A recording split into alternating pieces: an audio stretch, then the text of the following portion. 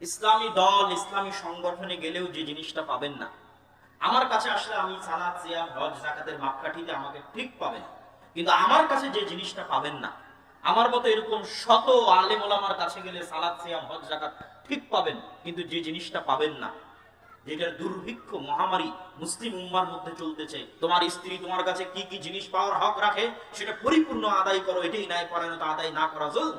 তোমার বোন তোমার বাপের সম্পত্তিতে কি পরিমাণ ভাগ পায় এটা আদায় করা ন্যায়পরায়ণতা, আর এটা আদায় করতে চুল পরিমাণ গড়িমসি করা জুলম। এখন ওই ভাই যদি রাত দিন তাহাজ্জুদের সালাত আদায় করে, প্রত্যেক বছর হজ করে, কোটি কোটি টাকা দান করে, আর বোনের সম্পত্তি বুঝিয়ে দিতে গড়িমসি করে, চুল পরিমাণ অন্যায় পরায়ণতা করে, তাহলে কিয়ামতের মাঠে আল্লাহ তাকে তার তাহাজ্জুদের জন্য, তার হজের জন্য, তার দানের জন্য ছাড় দিবেন না। ন্যায় পরায়ণতা শতভাগ প্রতিষ্ঠা করে ছাড়বেন। এই জন্য তিনি আল্লাহ, এই জন্য তিনি রব্বুল আলামিন। ইব্রাহিম আলাইহিস সালাতু ওয়াস সালামকে তারা বলে আব্রাহাম, ইসহাক আলাইহিস সালাতু ওয়াস সালামকে তারা বলে আইজাক, ইয়াকুব আলাইহিস সালাতু ওয়াস সালামকে তারা বলে জ্যাকব, ইউসুফ আলাইহিস সালাতু ওয়াস সালামকে তারা বলে জোসেফ, দাউদ আলাইহিস সালাতু ওয়াস সালামকে তারা বলে জাভিদ, ঈসা আলাইহিস সালাতু ওয়াস সালামকে তারা বলে জেসাস, মুসা আলাইহিস সালাতু ওয়াস সালামকে তারা বলে মোসেস। মেইন ঘটনাগুলো এক। যেমন নূহ আলাইহিস সালামের বন্যার ঘটনা কোরআনে আছে, তেমন নূহ আলাইহিস সালামের বন্যার ঘটনা তাওরাতে আছে, তোরা, তারা বলে তোরা, ওল্ড টেস্টামেন্ট। তেমন নূহ আলাইহিস সালামের বন্যার ঘটনা ইনজিল বা নিউ টেস্টামেন্ট বা বাইবেলের মধ্যেও আছে। আল্লাহ বলছেন আমি জান্নাত থেকে পাঠিয়ে দিলাম মান্নার সালওয়া, তোমাদের জন্য মান্নার সালওয়া কি? মুফাসসিরিনে কেরাম লিখছেন কোয়েল জাতীয় দামি এক প্রকার পাখি, যা সকালবেলা গাছে এসে বসতো, ওইটাকে জবাই করা হতো, আর ওই গোস্তের সাথে পৃথিবীর সবচেয়ে উন্নত জাতের মাশরুম, যা মরুভূমিতে বৃষ্টি হলে হয়, তাছাড়া অন্য কোথাও হয় না, যার বর্তমান কেজি, 1 কেজির দাম বাংলাদেশি টাকায় 5 লক্ষ টাকা।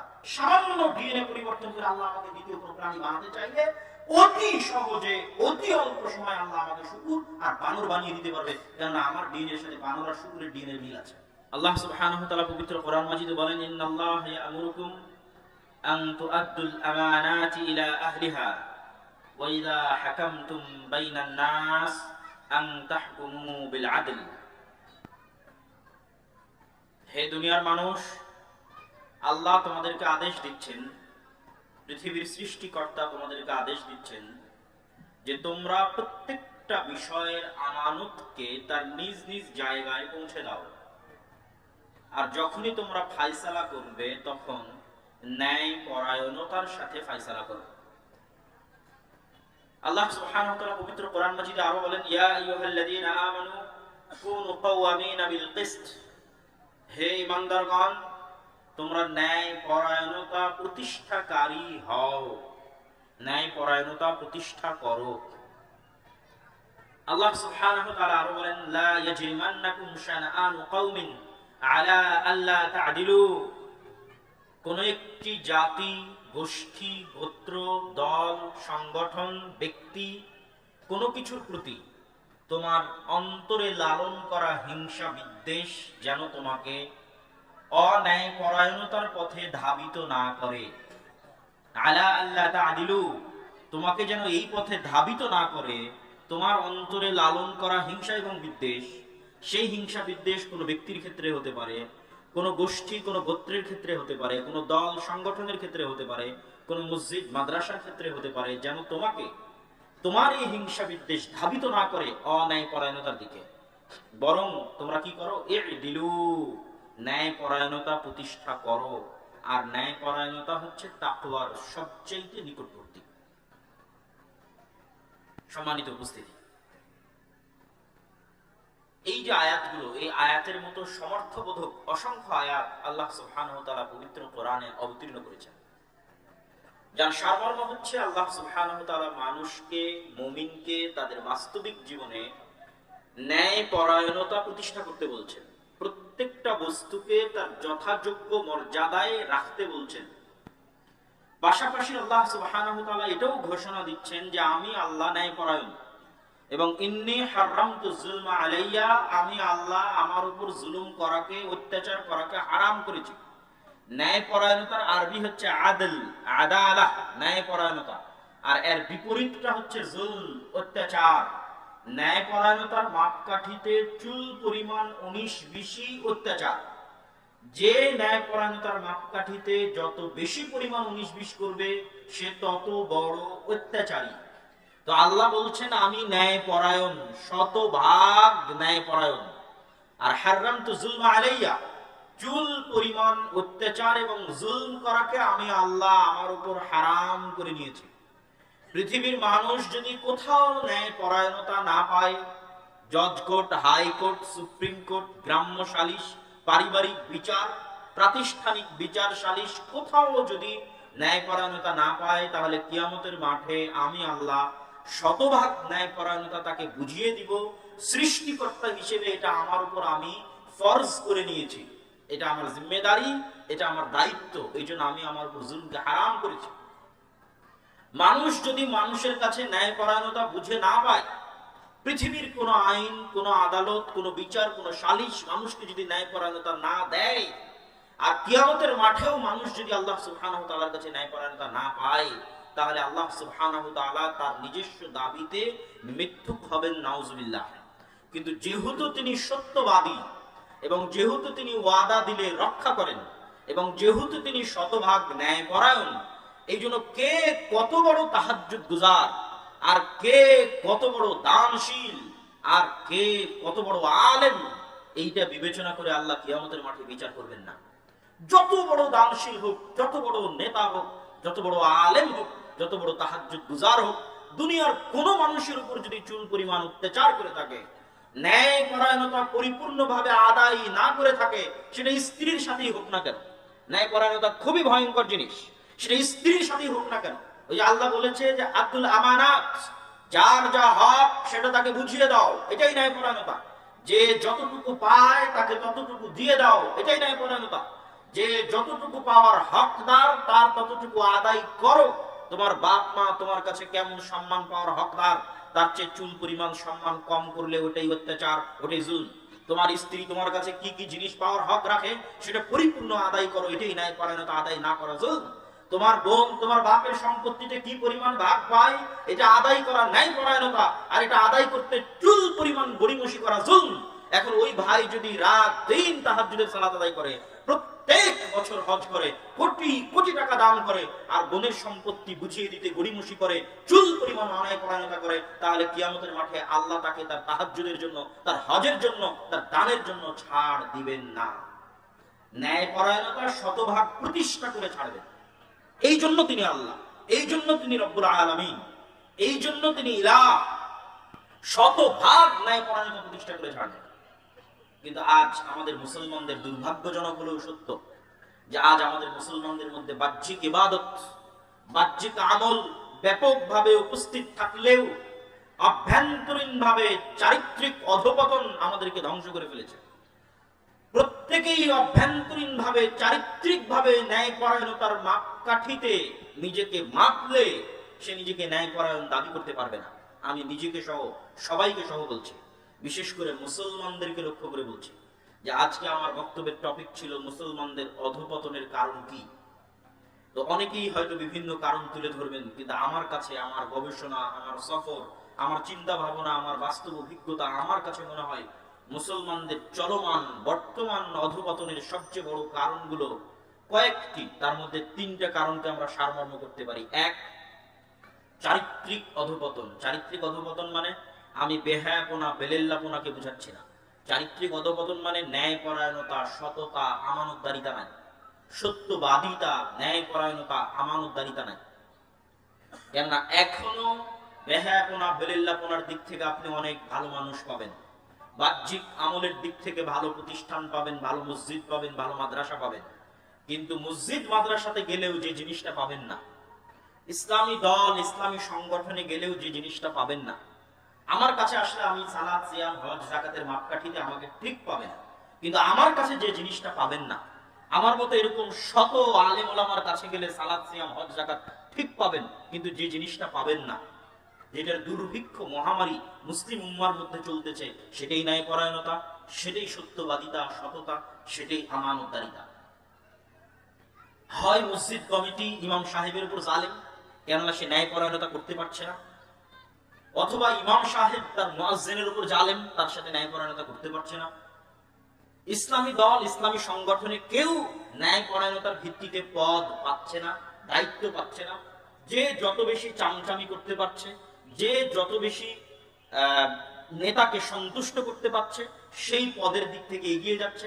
কাজের ভিত্তিতে, ন্যায়পরায়ণতার ভিত্তিতে কেউ দায়িত্ব পাচ্ছে না। যেখানে যাবেন তিনটে জিনিসের অভাব দেখবেন: ন্যায়পরায়ণতা, আমানতদারিতা, সত্যবাদিতা। মাদ্রাসা হোক, মসজিদ হোক, ইসলামী দল হোক, সংগঠন হোক, কিন্তু সালাত, সিয়াম, হজ, যাকাত আছে। এমনকি এমনও মুসলিম পাবেন, এমনও শত শত মুসলমান পাবেন যারা অন্যের সম্পত্তি অন্যায়ভাবে ভক্ষণ করে আবার সেই টাকা দিয়ে হজ করতে গেছে। আছে না নাই? আছে। এবং বাংলাদেশের সরকারি লেভেলের প্রত্যেকটা ধাপে ধাপে, পদক্ষেপে পদক্ষেপে দুর্নীতি আছে। প্রত্যেকটা ধাপে এমন ভাবে দুর্নীতি জেগে বসেছে, অথচ সে সালাত আদায় করে, অথচ সে সিয়াম পালন করে। আমি কতদিন সচিবালয়ে গেছি আমাদের একটা প্রাতিষ্ঠানিক কাজের জন্য, এই বছর বহুদিন সচিবালয়ে গেছে। বহু সচিব দেখবেন সালাত আদায় করছে, সিয়াম পালন করছে, সোম বৃহস্পতিবার সিয়াম পালন করছে, কিন্তু সে তার দায়িত্বের জায়গায় ন্যায়পরায়ণ নয়। তখন আমি বুঝলাম যে মুসলমানদের সমস্যাটা আসলে এখানে। একটা প্রজেক্ট আনতে হলে, সেই রাস্তাঘাট হোক, যে কোনো কিছু হোক, এক একটা প্রজেক্টের অন্তত 25 থেকে 30% টাকা শুধু অবৈধভাবে ব্যয় হয়। একটা প্রজেক্ট যখন সরকারি অর্থ ওই বরাদ্দ হয়, যে কোনো প্রজেক্টের আপনি ভাগ দিবেন, ওই বরাদ্দের 25 থেকে 30% অর্থ অন্যায়ভাবে ব্যয় হয়। প্রজেক্ট কোন ঠিকাদারে পাবে, সেই ঠিকাদারে যারা তাদের কাছ থেকে প্রজেক্ট নিয়ে আসবে তাদেরকে ঘুষ দিয়ে এসেছে।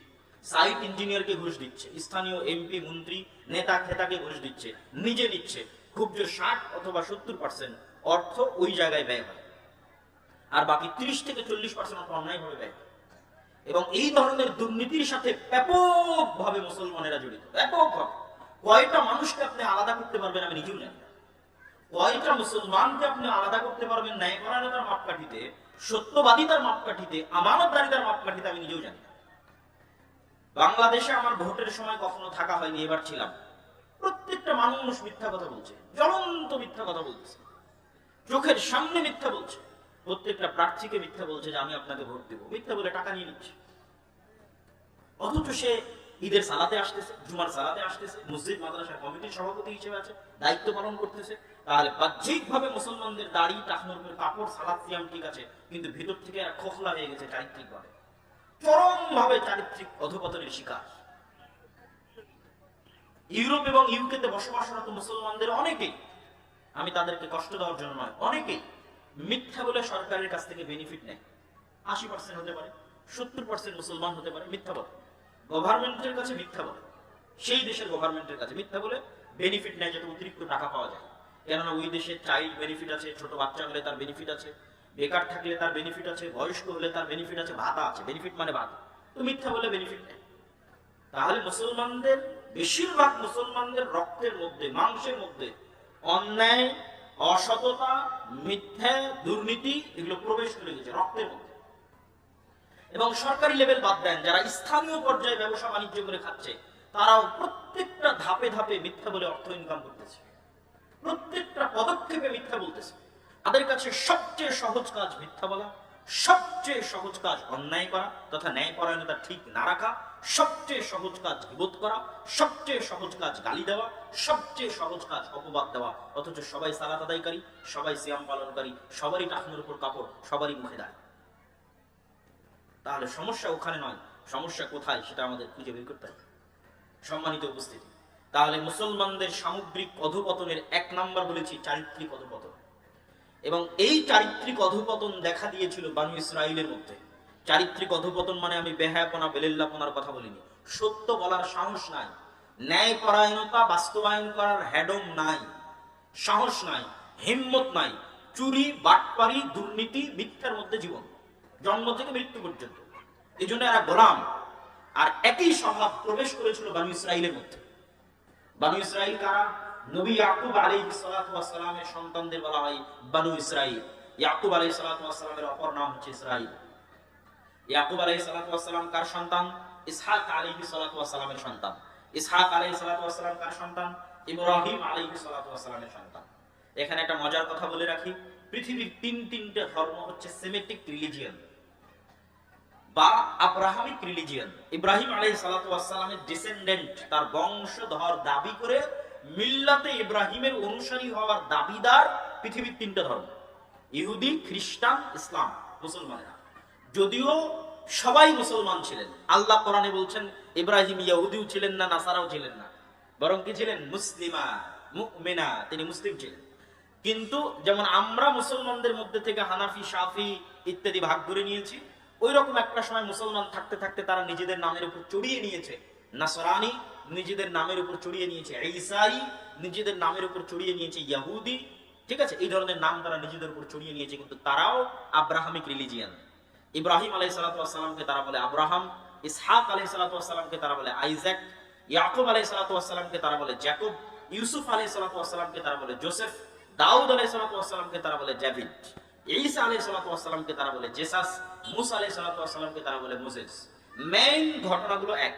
যেমন নূহ আলাইহিস সালামের বন্যার ঘটনা কোরআনে আছে, তেমন নূহ আলাইহিস সালামের বন্যার ঘটনা তাওরাতে আছে, তোরা, তারা বলে তোরা, ওল্ড টেস্টামেন্ট। তেমন নূহ আলাইহিস সালামের বন্যার ঘটনা ইনজিল বা নিউ টেস্টামেন্ট বা বাইবেলের মধ্যেও আছে। ঘটনার ধারা বিবরণীতে পার্থক্য থাকতে পারে। যেমন ইসমাঈল আলাইহিস সালামের জবাই করার ঘটনা কোরআনে আছে, ঠিক তেমনি জবাইয়ের ঘটনা তোরাহ বা তাওরাত বা ওল্ড টেস্টামেন্টেও আছে, ইনজিল বা নিউ টেস্টামেন্ট বা বাইবেলেও আছে। কিন্তু সেখানে নাম পরিবর্তন হয়ে আছে ইসহাক। তারা দাবি করে ইব্রাহিম আলাইহিস সালাম ইসহাক আলাইহিস সালামকে জবাই করেছিলেন আল্লাহর জন্য, আর তিনি একমাত্র দয়াপ্রাপ্ত এবং রহমতপ্রাপ্ত। আর কোরআন বলছে না, ইব্রাহিম আলাইহিস সালাম জবাই করেছিলেন ইসমাঈল আলাইহিস সালামকে, আর উভয়ই দয়াপ্রাপ্ত এবং রহমতপ্রাপ্ত। ইসহাক এবং তার বংশধরেরাও দয়াপ্রাপ্ত, রহমতপ্রাপ্ত, ইসমাঈল এবং তার বংশধরেরাও দয়াপ্রাপ্ত এবং রহমতপ্রাপ্ত। যাক, এই সংক্ষিপ্ত সারমর্মের পর আমরা একটু বনী ইসরাঈলের পরিচয় দেখি।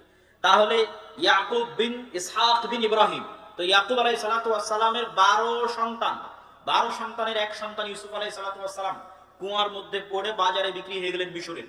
আজও ফিলিস্তিন থেকে মিশরের যোগাযোগ, যেমন এখনকার নিউজ, আপডেট নিউজ হচ্ছে যে গাজার মানুষজন বিভিন্ন অঞ্চল ছেড়ে দিয়ে পালিয়ে গিয়ে মিশরের সীমান্তবর্তী রাফা ক্রসিং এ আশ্রয় নিয়ে আছে। গাদাগাদি করে তাঁবু টানিয়ে 20 লক্ষ মানুষ অবস্থান করছে, পশু প্রাণীর মতো, গরু ছাগলের মতো। তাদের কোনো বাড়িঘর নাই, কিছু নাই, কেন সব ভেঙে ফেলেছে, চুরমার করে দিয়েছে বোমা বর্ষণ করে। মানবেতর জীবন যাপন করছে তারা রাফা ক্রসিং এ। এখন ইসরায়েল চাচ্ছে সেখানেও হামলা করতে, এখনো শুরু করেনি, আল্লাহ সুবহানাহু ওয়া তাআলা জানে কবে শুরু করবে। তো এই রাফা ক্রসিংটাই হচ্ছে মিশরের সাথে সংলগ্ন ফিলিস্তিনের ভূমি। তো ইসহাক, ইয়াকুব, ইব্রাহিম এরা বাস করতেন ফিলিস্তিনে, আর ইব্রাহিমের বাবা বাস করতেন ইরাকে। ইরাক থেকে হিজরত করে ইব্রাহিম এসেছেন ফিলিস্তিনে। আর লূত আলাইহিস সালামের শহর যখন আল্লাহ উল্টিয়ে দিয়েছে, তখন লূত আলাইহিস সালাম এসেছেন ফিলিস্তিনে, জেরুজালেমে, আল আরজুল মুকাদ্দাসা, পবিত্র ভূমি। এগুলো সব কোরআনে বলা আছে, যা বলছি সবই কোরআন। তো ইউসুফ আলাইহিস সালাম প্রথম ফিলিস্তিন থেকে গেলেন মিশরে, তারপরে জেলখানা থেকে মিথ্যা অপবাদ নিয়ে জেল খেটে তিনি হয়ে গেলেন মন্ত্রী। মন্ত্রী হওয়ার পর তার বাপ এবং বাকি 11 ভাইকে মিশরে ডেকে পাঠালেন। তো বাপ এবং বাকি 11 ভাই মিশরে গিয়ে যখন তাকে সিজদা করছে বাকি 11 ভাই, তখন ইউসুফ আলাইহিস সালাম বলছেন, বাবা হাদা তাবিলুর রুইয়া, এইটাই হচ্ছে আমার ওই স্বপ্নের ব্যাখ্যা, যেই স্বপ্ন আমি ছোটবেলায় দেখেছিলাম, ইন্নী রাআইতু আহাদা আশারা কাওকাবা, যে 11টা তারকা আমাকে সিজদা করতেছে, সেই স্বপ্নের ব্যাখ্যা এই যে আমার 11 ভাই আমাকে সিজদা করতেছে। তো আমরা ঘটনা সামনের দিকে আগাই। এই 11 ভাই আর ইউসুফ মিলে 12 ভাই, এই 12 ভাইকেই বলা হয় বনী ইসরাঈল। ইউসুফ আলাইহিস সালামের মৃত্যুর পরে ফেরাউনেরা যখন ক্ষমতায় আসে, তখন ফেরাউন ইউসুফের বংশধরদেরকে, ইয়াকুবের বংশধরদেরকে গোলাম বানায়, এবং এই গোলামীর জীবন যাপন তারা করে 300, 350, 400 বছর।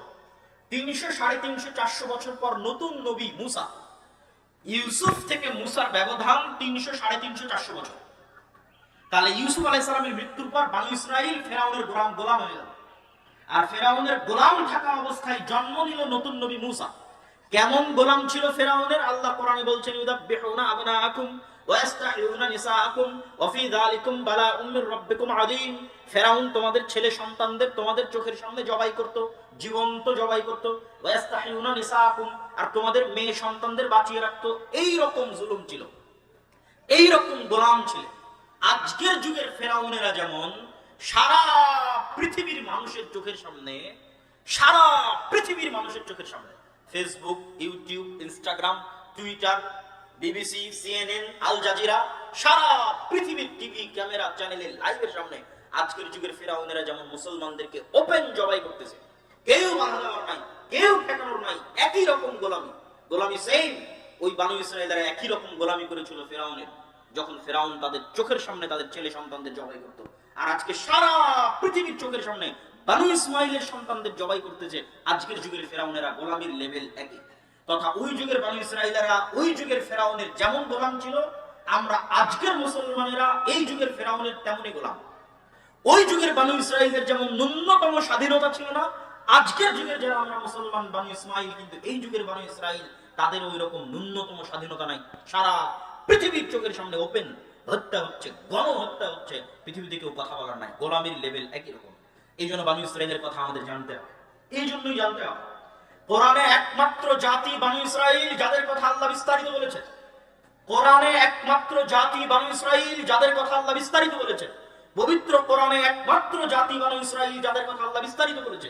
আর কোন জাতির কথা, কোন কওমের কথা আল্লাহ বিস্তারিত বলেন। কোরআনের প্রত্যেকটা হরফ দামি, প্রত্যেকটা বাক্য দামি।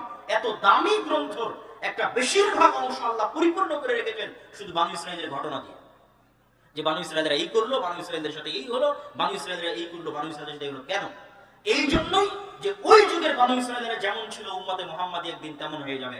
আরো সারমর্ম করে বললে, এই কোরআন যাদের কাছে থাকবে, এই কোরআন যারা পড়বে, তাদের জন্য বানু ইসরাইলের ঘটনা কোরআনে দিয়ে দিলাম। কেননা বানু ইসরাইলদের সাথে যেমন হয়েছিল, বানু ইসরাইলরা যেমন করছিল, এই কোরআনের যারা অনুসারী হবে তাদেরও একদিন অবস্থা ওই রকম, ওই পর্যায়ে হয়ে যাবে। তারা যেন বানু ইসরাইলের ঘটনা দেখে শিখতে পারে, বানু ইসরাইলের ঘটনা পড়ে শিক্ষা নিতে পারে যে আজ আমরা কোন অবস্থায় আছি, আর আজ থেকে 5000 বছর আগে আল্লাহ কোরআনে বলছে বানু ইসরাইলরা কি অবস্থায় ছিল। অবস্থাটা একই রকম, হুবহু একই রকম অবস্থা।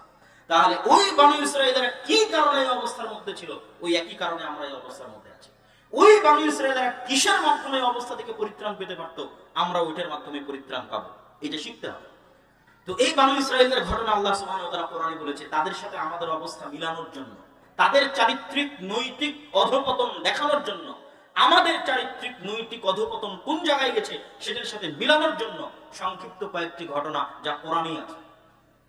যখন মুসা আলাইহিস সালাতু ওয়াস সালাম বানু ইসরাইলদের নিয়ে সমুদ্র পার হচ্ছেন, সমুদ্র পার হয়ে পালিয়ে যাচ্ছেন না, ফিরে যাচ্ছেন। কোথায় ফিরে যাচ্ছেন? মুসা আলাইহিস সালামের 400 বছর আগে, যখন ইউসুফ আলাইহিস সালাতু ওয়াস সালাম আর তার 11 ভাই ফিলিস্তিন থেকে মিশর এসেছিলেন, বাবা ইয়াকুব সহ। আজ 400 বছর পর মুসা আলাইহিস সালাম ওই বানু ইসরাইলদের নিয়ে ফিরে যাচ্ছেন ওই ফিলিস্তিন, ওই জেরুজালেমে, পালিয়ে না। মুসা আলাইহিস সালামের 400 বছর আগে ইউসুফ আলাইহিস সালাম এবং তার 11 ভাই এবং তাদের বাবা ইয়াকুব কোথায় থেকে এসেছিলেন? ফিলিস্তিন, জেরুজালেম থেকে। তো 400 বছর পর মুসা আলাইহিস সালাম পালিয়ে যাচ্ছেন না, পালিয়ে গেলে আফ্রিকায় যেতেন। উনি আফ্রিকায় যান, উনি ফিরে যাচ্ছেন ফিলিস্তিনে, জেরুজালেমে, আল আরজুল মুকাদ্দাসা, পবিত্র ভূমিতে। তো ফিরে যাওয়ার সময় লোহিত সাগরে 12টা রাস্তা আল্লাহ তৈরি করে দিলেন। কেন 12টা রাস্তা? ইয়াকুব আলাইহিস সালামের 12 সন্তানের সম্মানে। আরে একটা রাস্তা দিয়েও সবাই পার হয়ে যেতে পারত, কিন্তু 12 সন্তানের 12 বংশের প্রত্যেকের সম্মান প্রকাশ করার জন্য, প্রত্যেককে আলাদাভাবে সম্মানিত করার জন্য সমুদ্রের মধ্যে 12টা রাস্তা তৈরি হলো। 12টা রাস্তা দিয়ে 12টা গোত্র, 12টা সন্তানের 12টা বংশধর পার হয়ে গেল। পার হয়ে যাওয়ার পর বিশাল মরুভূমি, আজও মরুভূমি। আজও যেখানে তুর পাহাড় আছে, সেই তুর পাহাড়ের আশেপাশে সিনাই মরুভূমি, বিশাল মরুভূমি। সৌদি আরবের সীমান্তবর্তী, মিশরের সীমান্তবর্তী, ইসরায়েল, ফিলিস্তিন, জর্ডানের সীমান্তবর্তী এই মধ্যের বিশাল মরুভূমির নাম সিনাই মরুভূমি। এই মরুভূমির মধ্যে আছে তুর পাহাড়, যেই পাহাড়ে ইবাদত করতে গেছিলেন মুসা আলাইহিস সালাম 40 রাতের জন্য আল্লাহ সুবহানাহু ওয়া তাআলা। তো মরুভূমিতে তো পানি নাই, লোহিত সাগরের লবণাক্ত পানি খাওয়া সম্ভব নয়, মিশরে ফিরে যাওয়া সম্ভব নয়, আর ফিলিস্তিনে জেরুজালেমে বসবাস করতে শক্তিশালী আমালেকা গোত্র ঢুকাও সম্ভব নয়। তো এখন মরুভূমিতে ঘুরপাক খাও, পানির ব্যবস্থা কেমনে হবে? ওয়াইজ ইসতাসকা মুসা লিকাওমি ফাকুল নাযরিব বিআসাকাল হাজারা ফানফাজারাত মিনহু 12 আইনা। যখন বানু ইসরাঈলরা মুসাকে বলল মরুভূমিতে পানির ব্যবস্থা নাই, তোমার আল্লাহকে বলো পানির ব্যবস্থা করে দিতে। আমি মুসাকে বললাম, মুসা তোমার হাতের লাঠি দিয়ে পাথরে আঘাত করো। যখনই মুসা হাতের লাঠি দিয়ে পাথরে আঘাত করলো, তখন ইয়াকুব আলাইহিস সালামের 12 সন্তানের 12 বংশের জন্য পাথর থেকে 12টি ঝর্ণাধারা প্রবাহিত হয়ে গেল। আল্লাহু আকবার! কি সম্মান আল্লাহ বানু ইসরাঈলকে দিয়েছিলেন। আল্লাহ কোরআনে বলছেন যে এই সম্মানগুলো আমি তাদেরকে দিয়েছি। তারপরে তারা বলছে খাবার তো নাই, মরুভূমিতে কি উৎপাদন করবে? খাবার নাই। আল্লাহ বলছেন আমি জান্নাত থেকে পাঠিয়ে দিলাম মান্নার সালওয়া তোমাদের জন্য। মান্নার সালওয়া কি? মুফাসসিরিনে কেরাম লিখছেন কোয়েল জাতীয় দামি এক প্রকার পাখি, যা সকালবেলা গাছে এসে বসতো, ওইটাকে জবাই করা হতো। আর ওই গোস্তের সাথে পৃথিবীর সবচেয়ে উন্নত জাতের মাশরুম, যা মরুভূমিতে বৃষ্টি হলে হয়, তাছাড়া অন্য কোথাও হয় না, যার বর্তমান কেজি 1 কেজির দাম বাংলাদেশি টাকায় 5 লক্ষ টাকা। ওই দামি মাশরুম আর ওই পাখির গোস্ত, এটা জান্নাত থেকে আসতো আল্লাহ সুবহানাহু ওয়া তাআলার পক্ষ থেকে। তাহলে পর পর কতগুলো নিয়ামত সমুদ্রের মধ্যে চোখের সামনে দেখলো রাস্তা হয়ে যাচ্ছে, চোখের সামনে ওয়ান্তুম তানজুরুন, তোমরা নিজেরা চোখের সামনে দেখেছো ফেরাউনকে ডুবে মরতে। কোন ফেরাউন? যে ফেরাউন তোমাদের ছেলে সন্তানদের জবাই করতো, ওই ফেরাউনকে তোমরা তোমাদের চোখের সামনে ডুবে মরতে দেখেছো। আর কি? তোমাদের জন্য পাথর থেকে ঝর্ণাধারা প্রবাহিত করে দিয়েছি। আর কি? জান্নাত থেকে তোমাদের জন্য খাবার দিয়েছি। তারপরে এবার আল্লাহ বলছে, তোমরা এবার দেখো উম্মতে মুহাম্মাদি, যে এত দয়া, এত করুণা, এত রহমত করার পর বানু ইসরাইল পাল্টা কেমন নিমক হারামি করলো, কেমন ধোকাবাজি করলো, কেমন সততা করলো, কেমন মুনাফিকি করলো আল্লাহর সাথে। দেখো মুসা আলাইহিস সালাম যখন তুর পাহাড় থেকে তাওরাত নিয়ে ফিরে আসছে, তখন বানু ইসরাইল বলছিলেন উমিনা হাত্তা নারাল্লাহ জাহরাতান, ততক্ষণ পর্যন্ত তোমার এই তাওরাতে বিশ্বাস করব না যতক্ষণ না নিজে চোখে তোমার আল্লাহকে না দেখবো। নাউজুবিল্লাহ। এর চেয়ে বড় আর কি দেখবি তোরা, যে চোখের সামনে ফেরাউন মরে গেল, সমুদ্রের মধ্যে দিয়ে রাস্তা তৈরি হয়ে গেল, পাথর ফেটে ঝর্ণাধারা বের হলো, আসমান থেকে জান্নাত থেকে খাদ্য আসতেছে, আর কি দেখা লাগে? তো বলে আল্লাহকে সচক্ষে না দেখলে তোমার তাওরাত মানবে না। 40 রাতের জন্য যখন ইবাদত করতে গেল মুসা আলাইহিস সালাম, ইত্তাখাযতুমুল ইজল, তোমরা বাছুরের পূজা করা শুরু করেছিলে, শিরক করেছিলে। মাত্র 40 দিনের ব্যবধানে, মাত্র 40 দিনের ব্যবধানে তোমরা শিরকে লিপ্ত হয়েছো, আল্লাহকে ভুলে। আর কি করেছো তোমরা? তোমাদের এত বড় দয়া এবং নিয়ামত থাকার পরও তোমরা মুসাকে বলছো লান নাসবিরা আলা তুআমিন ওয়াহিদ ফাদউ লানা রাব্বাক ইউমবিতু লানা। মুসা, এই এক খাবার, এই প্রত্যেকদিন মান্নার সালোয়া জান্নাত থেকে আসে, এই এক খাবার আমাদের ভালো লাগে না। বলেন নাউজুবিল্লাহ। মুসা, তোমার আল্লাহকে বলো এই মরুভূমি থেকে খাবার উৎপাদন করে দিতে, এই মরুভূমি থেকে চাল, ডাল, পেঁয়াজ, রসুন, আদা, শসা উৎপন্ন করে দিতে বলো, শাক সবজি। তোমার আল্লাহ সুবহানাহু ওয়া তাআলাকে আমরা মরুভূমিতে খাবার উৎপন্ন দেখতে চাই। তখন আল্লাহ সুবহানাহু ওয়া তাআলা বললেন, এতই যখন উৎপন্ন শাকসবজি ফলমূল খাওয়ার ইচ্ছা, তাহলে মরুভূমি পার হলেই উর্বর জমি শুরু হবে ফিলিস্তিনের, জেরুজালেমে। যুদ্ধ করে বিজয় করো, যা ভালো লাগে আবাদ করে খাও, যুদ্ধ করে বিজয় করতে। তখন তারাই এই বানু ইসরাইল উত্তর দিল, ইযহাব আনতা ওয়া রাব্বুকা ফাকাতিলা। মুসা, তুমি আর তোমার আল্লাহ গিয়ে যুদ্ধ করো, যুদ্ধ করে যেই দিন তোমাদের বিজয় হয়ে যাবে ওই দিন আমাদেরকে বলিও, আমরা এখানে বসে থাকলাম, আমরা যুদ্ধ করতে পারবো না। নাউজুবিল্লাহ। শুধু তাই না, যখন এই ঘটনা ঘটলো তখন মুসা আলাইহিস সালাম হতাশ হয়ে গেলেন। মুসা আলাইহিস সালাম বলেন, আল্লাহ, আমি আর আমার ভাই ছাড়া এই জাতির দায়িত্ব আমি নিতে পারবো না। এগুলো সব কোরআনে আল্লাহ বলেছে, যা বলছে প্রত্যেকটা কথা কোরআনে আছে। আমি বলেছি যে বানু ইসরাইলের ঘটনা আল্লাহ যত বিস্তারিত কোরআনে বলা হয়েছে এই জাতির ঘটনা, আর কোন জাতির ঘটনা এত বিস্তারিত বলা হয়নি। কেন এত বিস্তারিত কোরআনে এই জাতির ঘটনা? কেন? এটা বুঝতে হবে, এর মধ্যে আমাদের জন্য শিক্ষা আছে। কেন আমরা ওরকম হয়ে গেছি? আমরা এই যুগের বানু ইসরাইল হয়ে গেছি, স্বভাবে, চরিত্রে, চাল চলনে, কথাবার্তা একই মিথ্যা, একই সততা, একই ধোঁকা, একই নিমুখারামি আমাদের রক্ত এবং আমাদের মাংসের মধ্যে ঢুকে গেছে। এই জন্য বুঝতে হবে। মুসা আলাইহিস সালাম বললেন, আল্লাহ, আমি পারবো না, আমি আমার ভাইয়ের দায়িত্ব নিতে পারবো, এই কওমের দায়িত্ব নিতে পারবো না। আল্লাহ বললেন, তোমাদের জন্য 40 বছরের গজব, ইয়াতিহুনা ফিল আরজ, এই মরুভূমির মধ্যে 40 সানা, 40 বছর তোমরা পাগলের মতো ঘুরতে থাকবে। এই 40 বছরের মধ্যে মুসা আলাইহিস সালামের মৃত্যু হয়ে গেল। নতুন নবী হলেন ইউশা বিন নুন, বানু ইসরাইলের নতুন নবী হলেন ইউশা বিন নুন। ইউশা বিন নুন 40 বছর পর বানু ইসরাইলদের নিয়ে বলল, তোমরা তওবা করো, ইস্তিগফার করো এবং চলো যুদ্ধ করি। আল্লাহ জেরুজালেম বিজয় করতে বলেছে, চলো যুদ্ধ করি। তারা জেরুজালেম বিজয়ের জন্য যুদ্ধ অবতীর্ণ হলো। যখন শুক্রবার বিকেল বেলা সূর্য ডুবলেই শনিবার শুরু হবে, শনিবার পবিত্র দিন। ইহুদি ধর্ম অনুযায়ী, আল্লাহর দেওয়া বিধান অনুযায়ী, ইহুদি ধর্ম অনুযায়ী শনিবার পবিত্র দিন, যেটা এখন মানসুখ। আল্লাহর দেওয়া বিধান অনুযায়ী, ইসলামের নিয়ম অনুযায়ী শুক্রবার পবিত্র দিন, তখন শনিবার ছিল। তো শুক্রবার সূর্য ডুবলেই শনিবার শুরু হবে, যুদ্ধ বন্ধ হয়ে যাবে। ইউশা বিন নুন আল্লাহকে বললেন, আল্লাহ, আপনি এই সূর্যকে থামিয়ে দেন আমাদের জন্য, যেন আজকে যুদ্ধ করে বিজয় অর্জন করতে পারি। রাসূল সাল্লাল্লাহু আলাইহি ওয়াসাল্লাম বলেছেন, পৃথিবীর ইতিহাসে প্রথমবারের মতো একমাত্র একবারের জন্য আল্লাহ সূর্যকে থামিয়ে দিয়েছিলেন, বানু ইসরাইল যেন জেরুজালেম বিজয় করতে পারে। এই জন্য আল্লাহ ইউশা বিন নুনের দোয়ার কারণে সূর্য থামিয়ে দিলেন। বানু ইসরাইল জেরুজালেম বিজয় করবে, আল্লাহ আদেশ দিচ্ছেন, শোনো, এত বড় বড় নিমক হারামি অপরাধ করার পর তোমাদেরকে জেরুজালেম বিজয় করার মতো দয়া রহমত আমি দিচ্ছি, অতএব আমার একটা আদেশ তোমরা মানো, জেরুজালেমে যখন প্রবেশ করবে আমার শুকরিয়ার জন্য মাথা নত করে প্রবেশ করবে, আর মুখে উচ্চারণ করবে একটা জিকির, হিত্তাতুন, হিব্রুতে হিত্তাতুন মানে আস্তাগফিরুল্লাহ, মানে মুখে উচ্চারণ করবে আস্তাগফিরুল্লাহর জিকির, আর মাথা থাকবে নত, মাথা নত করে মুখে আস্তাগফিরুল্লাহ পড়তে পড়তে জেরুজালেমে ঢুকবে। এবার আল্লাহ নিজেই কোরআনে বলছে যে আমার এই আদেশকে বানু ইসরাইল কিভাবে বিকৃত করেছে তোমরা জানো। আমি বললাম তোমরা মাথা নিচু করে প্রবেশ করবে, তারা পিছন আগে দিয়ে মাথা উঁচু করে প্রবেশ করবে। বলে নাউজুবিল্লাহ। আমি বললাম তোমরা জিকির করবে, হিত্তাতুন, এরা পাল্টিয়ে দিয়ে জিকির শুরু করলো, হিন্তাতুন। হিন্তাতুন মানে গমের দানা। কত বড় নিমুখারাম, কত বড় ধোঁকাবাজ, মুনাফিক, মিথ্যুক জাতি। দাউদ আলাইহিস সালাতু ওয়াস সালামের আমলে তিনি জাবুর তেলাওয়াত করতেন। দাউদ আলাইহিস সালামের কণ্ঠ সুর এত সুন্দর ছিল, মাছেরা তার কোরআন তেলাওয়াতের জন্য, তার জাবুর তেলাওয়াতের জন্য নদীর ধারে, সমুদ্রের ধারে আসতো। বনু ইসরাঈলেরা এই মাছগুলোকে ধরে নিত। আল্লাহ বললেন শনিবারের দিন মাছ ধরা বন্ধ। শনিবারের দিন যত মাছ কোরআন শুনতে এসেছে, জাবুর শুনতে এসেছে, আল্লাহর বাণী শুনতে এসেছে, এরা তেলাওয়াত শুনে ফিরে যাবে, এদেরকে কেউ ধরতে পারবে না। বনু ইসরাঈলেরা কি করলো? এরা বললো ঠিক আছে, আমরা শনিবারের দিন মাছ ধরবো না, তবে এই মাছগুলোকে বেড়া দিয়ে, বানা দিয়ে ঘিরে রেখে দিব, দিয়ে শনিবারের দিন পার হয়ে যাবে, রবিবার শুরু হয়ে যাবে, তাহলে আল্লাহর আদেশ তো আর বাকি থাকলো না। রবিবারের দিন তো আর মাছ ধরতে মানা নাই, আমরা তো শনিবারের দিন মাছ ধরিনি, মাছগুলোকে ঘিরে রেখে দিয়েছি, অতএব এই মাছগুলোকে আমরা রবিবারের দিন ধরবো। আল্লাহ তাদের এই মিথ্যা, এই ধোঁকা, এই সততায় এতটা রাগান্বিত হলেন যে তাদের একদলকে আল্লাহ শুকুর আর বানরে পরিণত করে দিলেন। বানরে পরিণত করে দেওয়ার কথা কোরআন মাজিদে আছে, আল্লাহ তাদেরকে বানরে পরিণত করে দিলেন। তো বিজ্ঞানীরা দাবি করে যে বানর থেকে নাকি মানুষ এসেছে। কেন দাবি করে জানেন? এই জন্য দাবি করে যে মানুষের ডিএনএ আর বানরের ডিএনএ এর মধ্যে প্রচুর মিল। তো এই জন্য তারা দাবি করে যে বানর থেকে মানুষ এসেছে, কিন্তু আসলে ঘটনা এর উল্টাটা। ঘটনা কি উল্টাটা? মানুষই বানর হয়ে যাবে। কেননা মানুষের ডিএনএ এর সাথে বানর আর শুকুরের ডিএনএ এত মিল যে আল্লাহ যদি মানুষকে মানুষ রাখা অবস্থায় আর দ্বিতীয় কোনো প্রাণী বানাতে চান, সামান্য পরিবর্তন করে, আর দ্বিতীয় কোনো প্রাণীতে আল্লাহ আমাদেরকে রূপান্তর করতে চান, আমার শরীরের মধ্যে সামান্য ডিএনএ পরিবর্তন করে আল্লাহ আমাকে দ্বিতীয় কোনো প্রাণী বানাতে চাইলে অতি সহজে, অতি অল্প সময় আল্লাহ আমাকে শুকুর আর বানর বানিয়ে দিতে পারবে। কেননা আমার ডিএনএ এর সাথে বানর আর শুকুরের ডিএনএ মিল আছে। ওদের থেকে আমরা আসিনি, কিন্তু আমরা ওরা হয়ে যাবে, যেমন বানু ইসরাঈলরা হয়েছে।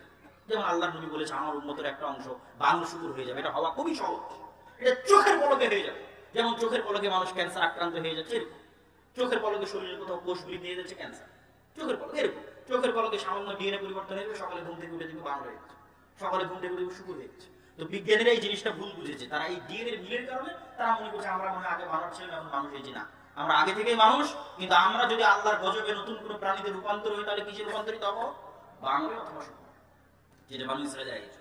সম্মানিত উপস্থিতি, তাহলে এই যে বানু ইসরাঈলের সততা এবং ধোঁকা দেখলেন, এবার বলেন তো যেই বানু ইসরাঈলেরা এরকম মিথ্যা, এরকম মুনাফিকি, এরকম সততা, এরকম ধোঁকার মধ্যে আছে, এরা কার সন্তান?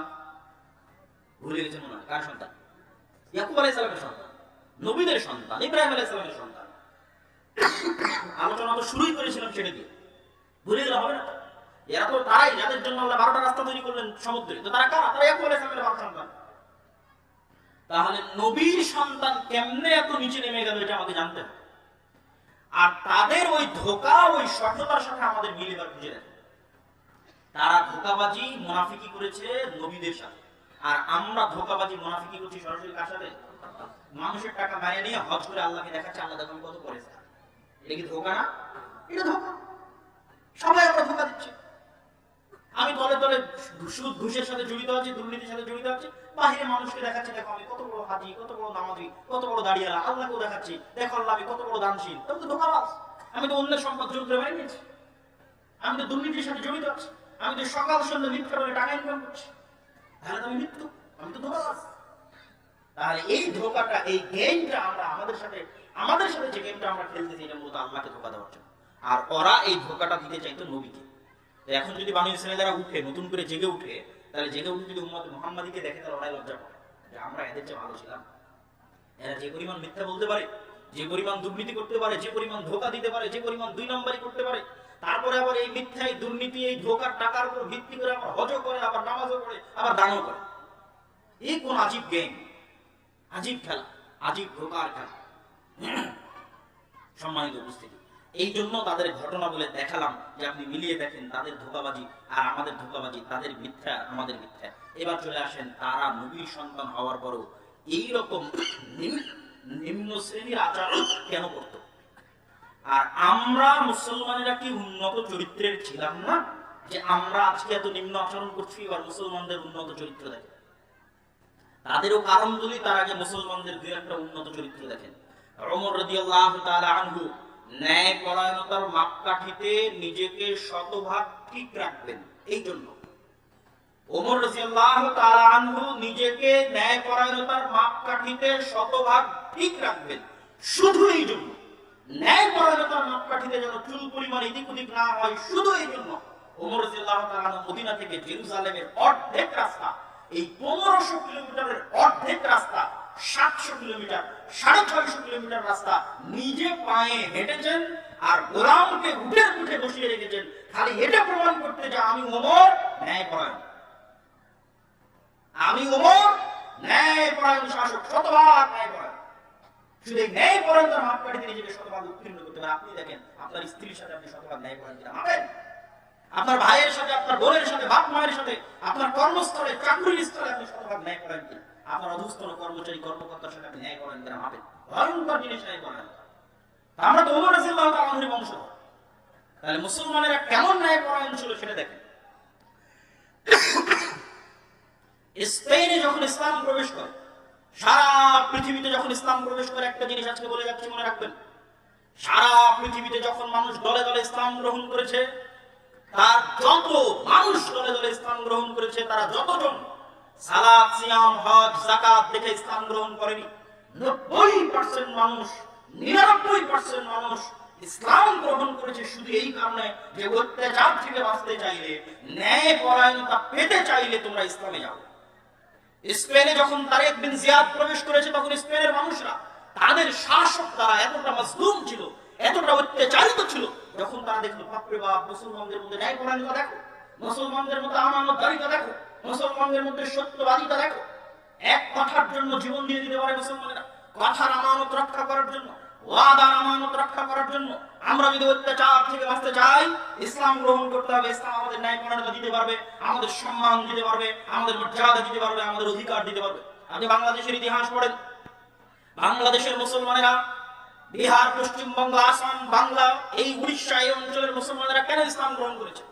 ব্রাহ্মণদের অত্যাচারিত হয়ে 4 বর্ণে ভাগ করে রেখেছিল ব্রাহ্মণরা হিন্দু সমাজকে। শূদ্র, বৈশ্য, ক্ষত্রিয়, ব্রাহ্মণ, এই 4 ভাগে ভাগ করে রেখে তারা যে জুলম এবং অত্যাচারের নিজাম এই অঞ্চলে প্রতিষ্ঠা করে রেখেছিল, যখন এই অঞ্চলের মানুষরা দেখলো বাপরে বাপ, ইসলামে কি ন্যায়পরায়ণতা, কি আমানতদারিতা, কি উন্নত চরিত্র, কি সত্যবাদিতা, আমরা যদি বাঁচতে চাই অত্যাচার থেকে ইসলাম গ্রহণ করতে হবে। খালি অত্যাচার থেকে বাঁচতে ইসলাম গ্রহণ করেছে, মনে রাখতে হবে। ওই যুগে রাসূল সাল্লাল্লাহু আলাইহি ওয়াসাল্লামের যুগে এই ফোন আর এই ইউটিউব চ্যানেল আর এই মিডিয়া কিচ্ছু ছিল না।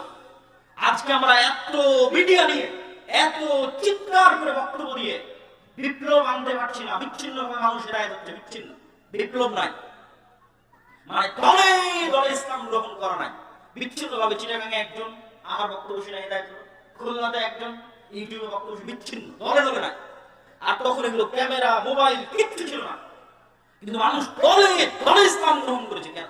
রাসূল সাল্লাল্লাহু আলাইহি ওয়াসাল্লামের যে উন্নত চরিত্র ছিল, যে উন্নত সত্যবাদিতা, আমানতদারিতা, ন্যায়পরায়ণতা ছিল, যে উন্নত চরিত্রের উপর তিনি তার সাহাবীদেরকে প্রতিষ্ঠিত করেছিলেন, যেই ন্যায়পরায়ণতা, যে আমানতদারিতা, যেই সত্যবাদিতার উপর তিনি তার সাহাবীদের প্রতিষ্ঠিত করেছিলেন, এই সমস্ত সাহাবীরা, এই সমস্ত তাবিরা এইরকম উন্নত ব্যক্তিত্ব নিয়ে, পার্সোনালিটি নিয়ে, চরিত্র নিয়ে পৃথিবীর যে প্রান্তে গেছে, মানুষ খালি দেখেই ইসলাম গ্রহণ করেছে। দেখে যে এদের কাছে আসলে আমি অত্যাচারিত হব না, মাজলুম হব না, ধোঁকায় পড়বো না, খালি দেখে ইসলাম গ্রহণ করেছে। আর আমাদের মধ্যে ওই ন্যায়পরায়ণতা নাই, ওই আমানতদারিতা নাই, ওই সততা নাই, ওই সত্যবাদিতা নাই। এই জন্য আমরা চিৎকার করে 2-1টা মানুষকে বিচ্ছিন্নভাবে হেদায়েত করছি, আমাদের দেখে কেউ হেদায়েত হবে না। সম্মানিত উপস্থিতি, তাহলে আমাদের বুঝতে হবে যে আমাদের আদি যুগে সত্যবাদিতা, ন্যায়পরায়ণতা, আমানতদারিতা ছিল না, এই কথা ভুল। বরং এটাই ছিল ইসলামের মূল ভিত্তি। মুহাম্মদ সাল্লাল্লাহু আলাইহি ওয়াসাল্লামের উপর 40 বছর বয়সে যখন কোরআন অবতীর্ণ হয়, তখন কোরআন অবতীর্ণ হওয়ার পর সালাত, সিয়াম, হজ, যাকাতের আদেশ এসেছে। কিন্তু কোরআন অবতীর্ণ হওয়ার আগে থেকেই জন্মগত তিনি সত্যবাদী, জন্মগত তিনি আমানতদার, জন্মগত তিনি ন্যায়পরায়ণ।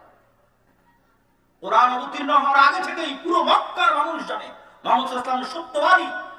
গত 40 বছরে এক দিনের জন্য, এক সেকেন্ডের জন্য মিথ্যা কথা বলেননি, এক চুল পরিমাণ মানুষের আমানতের খেয়ানত করেননি, কারোর প্রতি চুল পরিমাণ অন্যায় করেননি। এটা মানুষ জানে, এটা তার উপর কোরআন অবতীর্ণ হওয়ার আগে থেকেই জন্মগত তিনি এটা। খাদিজা রাদিয়াল্লাহু তাআলা আনহা বলছেন, কাল্লা লা ইউখজিকাল্লাহু আবাদা, কখনো নহে, আল্লাহ সুবহানাহু ওয়া তাআলা আপনাকে অপমান করবেন না, আল্লাহ আপনাকে ক্ষতিগ্রস্ত করবেন না, আল্লাহ আপনাকে অপমানিত করবেন না। কেন? তাসিলুর রাহিম, আপনি আত্মীয়তার সম্পর্ক রক্ষা করেন। তাকরিজ যায়েফ, মেহমান আসলে মেহমানের মেহমানদারি করেন। তুইনু আলা নওয়াইবিল হক, বিপদগ্রস্ত মানুষকে সহযোগিতা করেন। ওয়া তাহমিলুল কাল, যার বোঝা ভারী হয়ে গেছে তার বোঝা উঠান। এগুলো খাদিজা রাদিয়াল্লাহু তাআলা আনহা বলছে যেই দিন জিবরাইল আল্লাহর নবীর কাছে হেরা গুহায় এসেছেন, এসে জোরে চেপে ধরে বলেছেন ইকরা ইকরা ইকরা ইকরা বিসমি রাব্বিকাল্লাযী খালাক। ওই দিন তিনি ঘরে ফিরে এসে খাদিজাকে বলছেন জাম্মিলুনি জাম্মিলুনি। সেই দিন খাদিজা আল্লাহর নবীকে বলছেন শোনেন, আল্লাহ আপনাকে অপমানিত করবেন না, আপনাকে ক্ষতিগ্রস্ত করবে না। কেন? আপনি আত্মীয়তার সম্পর্ক রক্ষা করেন। এটা তার জন্মগত বৈশিষ্ট্য যে তিনি আত্মীয়দের সাথে ভালো ব্যবহার করেন। মুহাম্মদ সাল্লাল্লাহু আলাইহি ওয়াসাল্লাম। তাকরি যায়েফ, আপনার বাড়িতে মেহমান আসলে ধনী হোক গরীব হোক ওই মেহমানকে সম্মান করেন। আল্লাহর নবী বলছেন মাইয়ুমিন বিল্লাহ ওয়াল ইয়াউমিল আখির, কেউ যদি আল্লাহকে বিশ্বাস করে, কেউ যদি পরকালকে বিশ্বাস করে, তাহলে আমি মুহাম্মদ তাকে বলে যাচ্ছি সে যেন তার বাড়িতে আসা মেহমানকে সম্মান করে। তিনি মেহমানকে সম্মান করতেন, ধনী গরীব যে মেহমানই। এটা তার জন্মগত বৈশিষ্ট্য। তো এই আলা নাওয়াইবিল হক, কাউকে বিপদে পড়তে দেখলে তার সহযোগিতা এগিয়ে যান। তাহমিলুল কাল, কারো ঋণের বোঝা ভারী হয়ে গেলে অথবা চলতে ফিরতে সত্যিকার বোঝা ভারী হয়ে গেলে সেই বোঝা তিনি উঠিয়ে দিতেন। এটা মুহাম্মদ সাল্লাল্লাহু আলাইহি ওয়াসাল্লাম এই উন্নত চরিত্রের অংশীদার, জন্মগত। তো তার দাওয়াত দেখে বলো লা ইলাহা ইল্লাল্লাহ, শিরকের উপর জ্বলন্ত বক্তব্য দেখে যত মানুষ ইসলাম গ্রহণ করেছে তার চেয়ে বেশি ইসলাম গ্রহণ করেছে এই উন্নত চরিত্রের কারণে। যে এত উন্নত চরিত্র আমরা জীবনে পৃথিবীতে দেখিনি, মানুষের হতে পারে এত উন্নত চরিত্র। আর আমাদের আলেম ওলামাদের কি দেখেন, ফেসবুকে দেখেন আর বক্তব্যের মঞ্চে দেখেন, কত কামড়া কামড়ি, মারামারি, গালাগালি। তো কোথায় আপনি ওই বিপ্লবী কোথায় পাবেন, আর ওই আমানতদারিতা, সততা, ন্যায় পরায়ণতা কোথায় পাবেন? না। ওই উন্নত চরিত্র কোথায় পাবেন যেটা মুহাম্মদ সাল্লাল্লাহু আলাইহি ওয়াসাল্লামের ছিল। শুধু তাই না, আজ আমরা মুসলমানেরা মক্কার ওই যুগের কাফের মুশরিক কুরাইশদের চাইতেও চারিত্রিক দিক থেকে খারাপ হয়ে গেছে। কেমনে? আবু সুফিয়ান রাদিয়াল্লাহু তাআলা আনহু মক্কা বিজয়ের পূর্বে কাফের মুশরিক কুরাইশদের সর্দার ছিলেন। বদর, উহুদ, খন্দক এই যুদ্ধগুলোতে আল্লাহর নবীর বিরুদ্ধে নেতৃত্ব দিয়েছেন। বদরের যুদ্ধে মুসলমানদের সেনাপতি আল্লাহর নবী, আর মক্কার কাফের মুশরিকদের সেনাপতি আবু জাহাল, আর আবু জাহালের সহযোগী আবু সুফিয়ান। উহুদের যুদ্ধে মুসলমানদের সেনাপতি মুহাম্মদ সাল্লাল্লাহু আলাইহি ওয়াসাল্লাম, আর মক্কার কাফের মুশরিকদের সেনাপতি আবু সুফিয়ান। খন্দকের যুদ্ধে আবু সুফিয়ান সারা আরব থেকে 10,000-এর অধিক গোত্র নেতা, উপনেতা, দলনেতা জমা করে গোটা মদিনাকে ঘেরাও করে রেখেছে 1 মাসের জন্য। আবু সুফিয়ান এই 1 মাসে মদিনাকে ধ্বংস করবে, মুহাম্মদ সাল্লাল্লাহু আলাইহি ওয়াসাল্লামকে হত্যা করবে। এই আবু সুফিয়ান তার কাফের অবস্থায়, তার মুশরিক অবস্থায় তৎকালীন বাদশা হেরাক্লিয়াস, জেরুজালেমে রোমান সম্রাটের অধিপতি হেরাক্লিয়াসের দরবারে হেরাক্লিয়াস আবু সুফিয়ানকে জিজ্ঞেস করতেছে, বলো মুহাম্মদ সাল্লাল্লাহু আলাইহি ওয়াসাল্লাম সম্পর্কে কি জানো? 7টা থেকে 8টা প্রশ্ন করেছে আবু সুফিয়ানকে হেরাক্লিয়াস। তখন আবু সুফিয়ান রাদিয়াল্লাহু তাআলা আনহুর জীবনের স্বপ্ন যখন তাকে জিজ্ঞেস করা হচ্ছে, তখন আবু সুফিয়ানের জীবন মরণের স্বপ্ন মুহাম্মদ সাল্লাল্লাহু আলাইহি ওয়াসাল্লামকে হত্যা করা, মুহাম্মদ সাল্লাল্লাহু আলাইহি ওয়াসাল্লামকে দুনিয়া থেকে বিদায় করে দেওয়া, ইসলামকে ধ্বংস করা, মদিনাকে ধূলিসাৎ করা। এটা তার জীবন ও মরণের স্বপ্ন। এইরকম অবস্থায় হেরাক্লিয়াস আবু সুফিয়ানকে জিজ্ঞেস করতেছে তার চিরশত্রু মুহাম্মদ সম্পর্কে সাল্লাল্লাহু আলাইহি ওয়াসাল্লাম। তা আবু সুফিয়ান রাদিয়াল্লাহু তাআলা আনহু বলছেন, আমার যদি মিথ্যা বলতে লজ্জা না হতো তাহলে আমি আজকে মিথ্যা বলতাম, কিন্তু আমি মিথ্যা বলতে লজ্জা পাই। এই জন্য আমার চিরশত্রু, যাকে হত্যা করা আমার জীবনের টার্গেট, যার ইসলামকে ধ্বংস করা আমার জীবনের টার্গেট, যার মদিনাকে ধূলিসাৎ করা আমার জীবনের লক্ষ্য উদ্দেশ্য, তার বিরুদ্ধে আমি আবু সুফিয়ান মিথ্যা বলিনি। এবার নিজেকে মাপেন। আবু সুফিয়ান কাফের মুশরিক অবস্থায় মুহাম্মদ সাল্লাল্লাহু আলাইহি ওয়াসাল্লাম সম্পর্কে মিথ্যা বলেনি। আর আজকে যে কোনো রাজনৈতিক দল বলেন, আলেম ওলামা বলেন, দল বলেন, সংগঠন বলেন, যে কোনো পর্যায়ে দায়িত্বশীলকে জিজ্ঞেস করলে সে আরেকজনের নামে মিথ্যা বলে, মিথ্যা অপবাদ দিবে, গীবত করবে, চোখ বন্ধ করে। আর আবু সুফিয়ান কাফের মুশরিক অবস্থায় তার চিরশত্রু মুহাম্মদ সাল্লাল্লাহু আলাইহি ওয়াসাল্লাম সম্পর্কে মিথ্যা বলেনি, মিথ্যা বলতে লজ্জা পেত। তাহলে যে কাফের মুশরিক অবস্থায় মিথ্যা বলতে লজ্জা পায়, ও ইসলাম গ্রহণ করলে কত সত্যবাদী হবে, কত আমানতদার হবে, কত ন্যায়পরায়ণ হবে। সে আবু সুফিয়ানেরই ছেলে মুআবিয়া রাদিয়াল্লাহু তাআলা আনহু, তাদেরই বংশধর উমাইয়া, যারা শাসন করেছে ওমর বিন আব্দুল আজিজ থেকে প্রায় 100-150 বছর যারা শাসন করেছে, গোটা মুসলিম এরিয়া যারা দখল করে, যারা মিথ্যা বলা জানতোই না, মিথ্যা ওদের রক্তের মধ্যেই ছিল না। ন্যায়পরায়ণতা এবং সততা, আমানতদারিতা ওদের জন্মগত স্বভাব। সম্মানিত উপস্থিতি, তাহলে আমরা আমাদের এই আলোচনাটা একটু গুটিয়ে নিয়ে আসি যে আমরা মুসলমানেরা সততা, আমানতদারিতা, ন্যায়পরায়ণতায় পৃথিবীর সর্বোচ্চ শিখরে ছিলাম, আজ পৃথিবীর সর্বনিম্ন স্তরে। তো ইয়াকুব আলাইহিস সালাম, ইসহাক, ইব্রাহিম তারাও সৎ, আমানতদার, ন্যায়পরায়ণ, সত্যবাদী ছিলেন। আর এই সত্যবাদী না হলে কি ইউসুফ আলাইহিস সালাম এমনি বলে, বাদশাহ ইউসুফ আলাইহিস সালামকে বলেছে ঠিক আছে তোমাকে মুক্ত করে দিলাম, ইউসুফ আলাইহিস সালাম বলছেন না, আমি মরা পর্যন্ত জেলে থেকে যাব। যতদিন না যারা আমাকে অপবাদ দিয়েছিল তারা প্রকাশ্যে ক্ষমা না যাবে, ততদিন আমি ইউসুফ জেল থেকে বের হব না। 7 বছর হয়ে গেছে জেল কাটা। তাহলে ব্যক্তিত্বের মাপকাঠি কত উন্নত, সত্য বলা, ন্যায়পরায়ণতার মাপকাঠি কত উন্নত, যে 7 বছর জেলে যদি আমাদেরকে রাখা হয় আর বলা হয় আজকে তোমাকে ছেড়ে দিলাম, আমরা দৌড়ে বের হয়ে যাবো জেল থেকে। আর উনি বলছেন না, যারা আমার কোনো অপরাধ দিয়েছে তাদের ক্ষমা চাইতে বলো, মরা পর্যন্ত জেলে থেকে যাও, আমার সম্মান আগে, আমার চালা। তাই এদেরই তো বংশধর বানু ইসরাঈল 400 বছর পর। তাহলে কেমনে এরকম হয়ে গেল? আমরা ওমর, আবু সুফিয়ান, মুহাম্মদ সাল্লাল্লাহু আলাইহি ওয়াসাল্লাম তাদের বংশধরে আমরা এরকম হয়ে গেলাম কেমনে? সেটার সারমর্ম বলে আমাদের বক্তব্যের এই অংশে শেষের দিকে চলে যাব। তারপরে বক্তব্যের অন্য অংশের উপর আলোচনা করবো ইনশাআল্লাহ। এর কারণ হচ্ছে গোলামি মানুষের আত্মমর্যাদা, আত্মসম্মান নষ্ট করে দেয়। ওই যে 400 বছর বানু ইসরাঈলরা ফেরাউনের গোলাম ছিল, তো গোলাম থাকলে মাথা নত থাকে, আত্মমর্যাদা বিক্রি করে দিতে হয়, সেলফ রেসপেক্ট, সেলফ কনফিডেন্স বিক্রি করে দিতে হয়। তো 400 বছর যে ফেরাউনের গোলাম ছিল, এই গোলামিতে বানু ইসরাঈলের স্বাভাবিক চরিত্র নষ্ট হয়ে গেছে। তারা যে নবীদের সন্তান, ওই নবীদের যে জন্মগত স্বাভাবিক চরিত্র ছিল ওটা ধ্বংস হয়ে গেছে 400 বছরের গোলামিতে। কেন? গোলামি পালিয়ে বেড়াতে হয়, লুকিয়ে বেড়াতে হয়, চুরি চামারি করে বেড়াতে হয়, টাকা পয়সা থাকে না, যে কোনো মূল্যে কোথাও একটা টাকা দেখলে কাড়াকাড়ি করতে হয়, যে ওখানে একটা টাকা আছে চলো কাড়াকাড়ি করি, ওই টাকার জন্য মিথ্যা বলতে হয়, এগুলো গোলাম। এই ধরনের চরিত্র চলে আসে গোলামদের মধ্যে, কেন? কোনো সুযোগ সুবিধা নাই তার জন্য, তার বাঁচার কোনো অধিকার নাই। তো সে মাথা মতো করে পালিয়ে পালিয়ে বাঁচতেছে, তো সে মিথ্যা বলবে না তো কি বলবে? সে মুনাফিক হবে না তো কি হবে? এইরকম যারা গোলাম হয়, ওরা সামান্য কিছু নিয়ে কাড়াকাড়ি মারামারি লেগে যেতে পারে। এরাই বলতে পারে তোমার আল্লাহকে না দেখলে ঈমান আনবো না, তুমি আর তোমার আল্লাহ নিয়ে যুদ্ধ করো। এরকম ছোট মন মানসিকতা হয়ে গেছে গোলামি করতে করতে। আর মুসা আলাইহিস সালাতু ওয়াস সালামকে আল্লাহ গোলাম অবস্থায় এই জন্য বড় করেননি। মুসা আলাইহিস সালামকে আল্লাহ আগেই ফেরাউনের বাড়িতে পাঠিয়ে দিয়েছেন, আর ফেরাউনের বাড়িতে মুসা আলাইহিস সালাম রাজপুত্র হিসেবে পরিপূর্ণ স্বাধীনতা, মান সম্মান, আত্মমর্যাদা, আত্মসম্মান, সেলফ রেসপেক্ট, পার্সোনালিটি, ব্যক্তিত্ব নিয়ে বড় হয়েছে, যেটার উপর স্বাভাবিক একটা মানুষ থাকে, যেটার উপর তার বাপ দাদা ইউসুফ, ইব্রাহিম, ইসহাক, ইয়াকুব তারা উপস্থিত ছিল, সেটার উপর তিনি বড় হয়েছেন, গোলাম অবস্থায় বড় হয়নি। এই জন্য আল্লাহ ওনাকে গোলাম অবস্থায় বড় করেনি। এই জন্যই মুসা আলাইহিস সালাতু ওয়াস সালাম যখন বাড়ি থেকে বের হলেন ফেরাউনের, বের হয়ে দেখছেন যে ফেরাউনের লোকজন বানু ইসরাঈলের উপর অত্যাচার করছে, তখন মুসা আলাইহিস সালাম অন দ্য স্পট এক থাপ্পড় দিয়ে একজনকে স্পট ডেড করে দিয়েছে। তো এই এক থাপ্পড় মারার জাজবা গোলামের মধ্যে জীবনে আসবে না, গোলাম সাহসী করবে না এই থাপ্পড় মারা। কিন্তু যেহেতু উনি গোলাম ছিলেন না, ফেরাউনের বাড়িতে মানুষ হয়েছেন স্বাধীনভাবে, সম্মানের সাথে, মান সম্মানের সাথে, এই জন্য ওনার সাথে বানু ইসরাঈলের মিলত। ওনার জীবন যাপন চিন্তা ভাবনা একরকম, আর যে বানু ইসরাঈলের ওনাকে নবী করে দেওয়া হয়েছে এরা তো গরু ছাগলের মতো গোলাম অবস্থায় বড় হয়েছে। এরা কি করবে? এরা কথায় কথায় ধোকা দেয়, কথায় কথায় মারামারি করে, কথায় কথায় কামড়া কামড়ি করে। এবার আপনি বুঝে গেছেন আমাদের বাঙালিদের অবস্থা। আমরাও ব্রিটিশদের গোলামি করেছি কত বছর? 200, 250, 300 বছর। ব্রিটিশরা আমাদের পিটিয়ে নীল চাষ করিয়েছে, জমির মালিকানা পর্যন্ত ছিল না। কি বলেন আপনি? এসএ পর্চা, সিএস পর্চা খুঁজে দেখেন, যে যেই জমিদারের নামে খাজনা দিতেন তার নামে জমি, জমির মালিকানা তো আসছে শেরে বাংলায় ফজলুল হকের সরকারের সময় যখন জমিদারি প্রথা বিলুপ্ত করা হয়। আর ব্রিটিশরা আমাদের আজীবন শাসন করেছে ডিভাইড এন্ড রুল, তোরা তোরা মারামারি কর, দুই ভাগে ভাগ করে দে, মারামারি কর। তো যখনই আপনি মারামারি করবেন একটা টাকার জন্য, দুটো পয়সার জন্য, তখন কি বলবেন? মিথ্যা বলবেন, দুর্নীতি করবেন, স্বাভাবিক। এই মিথ্যা বলতে বলতে, দুর্নীতি করতে করতে আর মাথার মতো থাকতে থাকতে রক্তের মধ্যে ঢুকে গেছে। মিথ্যা বলা, দুর্নীতি করা, ধোকা দেওয়া রক্তের মধ্যে ঢুকে গেছে। 300 বছরের গোলামি। এটা আরো একটা প্রমাণ নেই।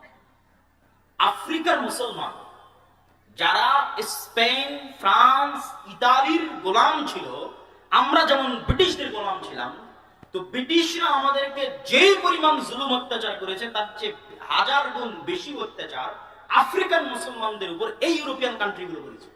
এই জন্য আফ্রিকান মুসলমানদের স্বাভাবিক চরিত্র আরো খারাপ হয়ে গেছে, আরো ধ্বংস হয়ে গেছে। মানে ওরা আমাদের চাইতে মিথ্যা বলতে আরো পটু, আরো ধোকা, আরো ছিনতাই, আরো 2 নম্বরই, আরো দুর্নীতিতে আরো পটু। কেন? ওদের উপর ফ্রান্স, ইতালি, স্পেন আরো ভয়ঙ্কর রকমের জুলুম, গোলামি চালিয়েছে। 200, 250, 300 এখনো মুক্তি দেয়। আমাদেরকে তো নাম কাস্ত হলো ব্রিটিশরা মুক্তি দিয়ে গেছে, ওদেরকে এখনো মুক্তি দেয়। এই যে আপনি ফ্রান্সের রাজধানী, ফ্রান্সের আইফেল টাওয়ারের আশেপাশে যখন দেখবেন, যে ইতালির রাজধানীতে যখন দেখবেন যেখানে ছিনতাইকারী কয়জন, তারা কোন ধর্মের অনুসারী, যখন দেখবেন তখন বুঝবেন যে এটা কোত্থেকে আসছে, কিভাবে আসছে। মুসলমানের একটা এটার সাথে সম্পৃক্ত।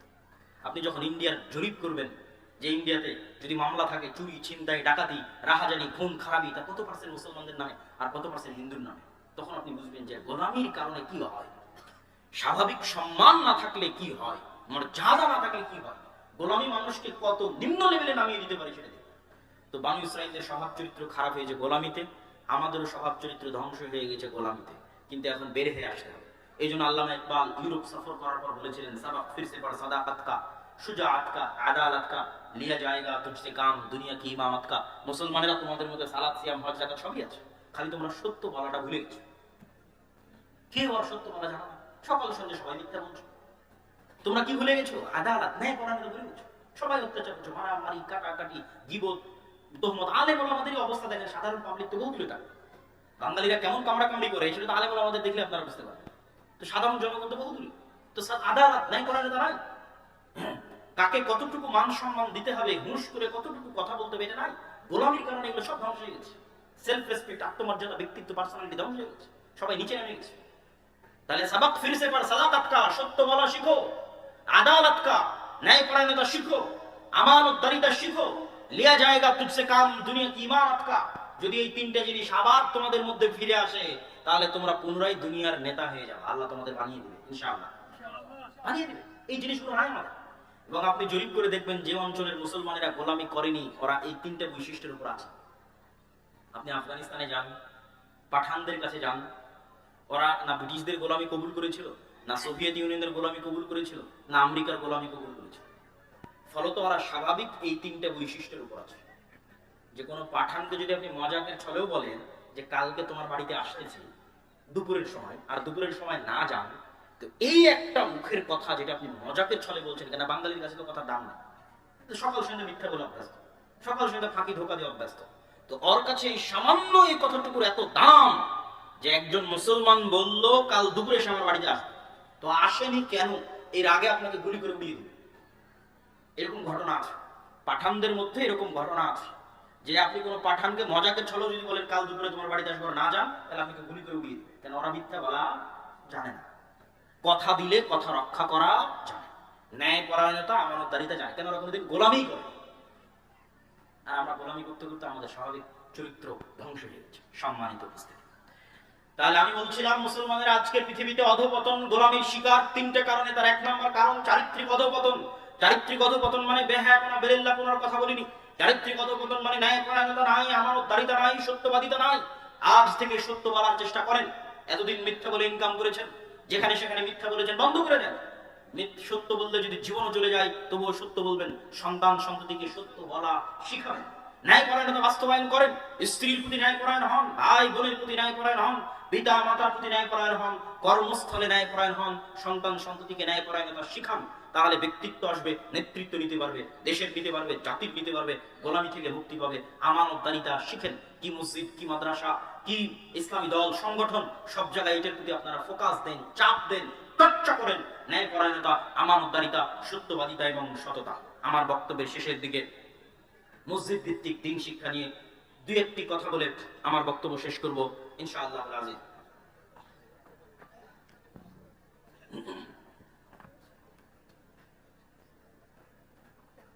মুসলমানদের অধপতনের যে তিনটা কারণ বলেছি, তার এক নাম্বার চারিত্রিক অধপতন, দুই নাম্বার শিক্ষায় অধপতন, তিন নাম্বার অর্থনীতি বা সুদী অর্থনীতি। অর্থনীতিতে অধপতন, সুদী অর্থনীতি।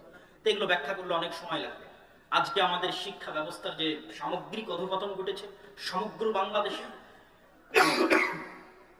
এই সামগ্রিক অধপতন থেকে বাঁচতে সরকারকে আমরা কি বলবো, সরকার কি করবে, সেটা তো আমাদের একটা জিম্মেদারি, দায়িত্ব আছেই, যেটা আমি নিজেও আমার জায়গা থেকে পালন করার চেষ্টা করেছি। আপনারা অনেকেই জানেন এবং দেখেছেন। কিন্তু আমাদের জায়গা থেকে আমাদেরকে উদ্যোগ নিতে হবে যে এটা সেই যুগ যখন ব্রিটিশরা এই দেশে এসে দখল করেছিল, যখন আমাদের বাপ দাদা বলেছিল মসজিদে মক্তব চালু করতে হবে। এখন সেই যুগ। এখন ব্রিটিশরা আসেনি, এখন হিন্দুত্ববাদী, ব্রাহ্মণ্যবাদীরা অপেক্ষায় আছে কবে আপনাকে গোলাম বানাবে এবং আপনাকে দখল করে নিবে, আপনার দিন ধর্ম ধ্বংস করে দেবে। এবং বাংলাদেশ ওই স্পেন একদিনে তৈরি হয়নি, ফিলিস্তিন একদিনে তৈরি হয়নি। তো বাংলাদেশ যে রকম ভয়ঙ্কর ভৌগোলিক অবস্থার মধ্যে বসবাস করে, এই বাংলাদেশের ভাগ্য ফিলিস্তিনের মতো, স্পেনের মতো হতে সময় লাগবে না। সকল কারণ এবং অবস্থা বজায় আছে ফিলিস্তিন হওয়ার মতো, গাজা হওয়ার মতো, স্পেন হওয়ার মতো। আল্লাহর দয়া এবং আল্লাহর রহমতে এখনো হয়নি, কিন্তু হতে বেশি দেরি লাগবে না। এই জন্য ভবিষ্যৎ প্রজন্মের ঈমান বাঁচাতে, দিন বাঁচাতে, আপনার দিনকে আপনি যত শক্তভাবে অনুসরণ করবেন তত দ্রুত আপনার মুক্তি। দিনের প্রতি কনফিডেন্স, আত্মবিশ্বাস আপনার যত দুর্বল থাকবে আপনার ধ্বংস কত নিকটবর্তী। এই একটা জিনিস তো ইসলামে আছেই, ইসলামে ঈমান এবং আকীদা বলে আছেই। তারপর আমি একে দেখে শিখেছি ইহুদিদেরকে, কিভাবে কত মুসলমান দাড়ি রাখতে সংকোচ করে, দাড়ি রাখে না, বলে দাড়ি রাখলে যদি কেউ জঙ্গি বলে। অথচ ইহুদিদের 99% জন দাড়ি রাখে, 98% জন দাড়ি রাখে। তার মানে ও আর দাড়ি রাখাকে কত শক্ত করে বিশ্বাস করে। দাড়ি রেখেই ও কোটিপতি, দাড়ি রেখেই ও ব্যাংকের মালিক, দাড়ি রেখেই ও কোম্পানির মালিক, দাড়ি রেখেই ও গোটা পৃথিবীকে অচল করে দিচ্ছে, দাড়ি রেখে মুসলমানদেরকে হত্যা করতেছে গাজা এবং ফিলিস্তিন। কিন্তু ওর দিনের উপর কত শক্ত করে বিশ্বাস।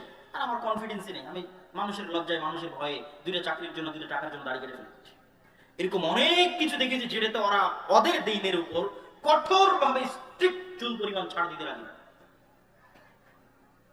তো এটা আমি তাদের সুনামের জন্য বলছি না, কিন্তু তারা যেহেতু সুপারিয়রিটি থিওরিতে বিশ্বাস করে, মানে দুনিয়ার একমাত্র তারাই আল্লাহর সন্তান, নাউজুবিল্লাহ, আর বাকি দুনিয়ার সব মানুষ গোলাম, সব মানুষকে জবাই করা, সব মানুষকে ধর্ষণ করা তাদের অধিকার, এরকম নিকৃষ্ট সুপারিয়রিটির বিশ্বাসে তারা বিশ্বাস করে। এটাই তাদের ধ্বংসের জন্য কারণ। এই জন্য আল্লাহ কোরআনে আমাদের সবচেয়ে বড় শত্রু হিসেবে তাদের উল্লেখ করেছে, তাদেরকে আল্লাহ অভিশপ্ত করেছে।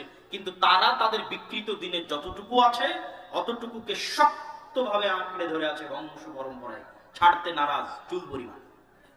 তো আমাদেরও মুক্তি আছে ওদের মধ্যে। খ্রিস্টানরা একটু পাগল, খ্রিস্টানদেরকে আল্লাহ কোরআনেও বলেছে পাগল।